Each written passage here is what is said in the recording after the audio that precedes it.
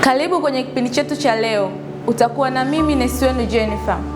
Na leo tutaenda kuzungumzia dalili 5 muhimu ambazo hupasi kuzipuuzia, kama maumivu makali ya kifua, kupumua kwa shida, kizunguzungu au kuzilai ghafla, kuvimba miguu au mwili na homa ya muda mrefu.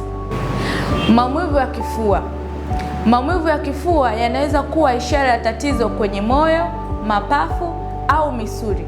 Kama maumivu yanaambatana na jasho jingi au kichefuchefu au kupumua kwa shida, nenda hospitali mara moja au fika hospitalini kwetu Royal Polyclinic iliyopo Ilala Bungoni. Kupumua kwa shida. Kukosa pumzi au kupumua kwa shida kunaweza kusababishwa na pumu, maambukizi ya mapafu, shinikizo la damu la mapafu au matatizo ya moyo.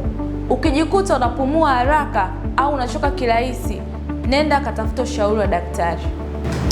Kizunguzungu au kuzilai. Kizunguzungu kinatokana na shinikizo la damu kupanda au kushuka, upungufu wa damu, sukari kushuka, matatizo kwenye ubongo. Kuzilai ni dalili hatari.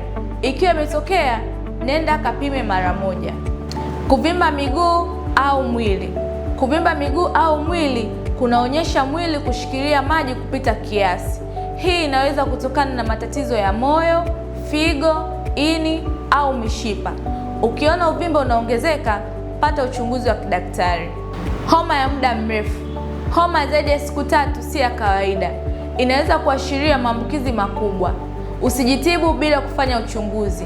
Nenda kapime hospitali au fika kituoni kwetu Royal Polyclinic iliyopo Ilala Bungoni, kituo Msaada Garage. Asante kwa kuwa nami kuanzia mwanzo mpaka mwisho wa kipindi chetu. Kumbuka, kinga ni bora kuliko tiba.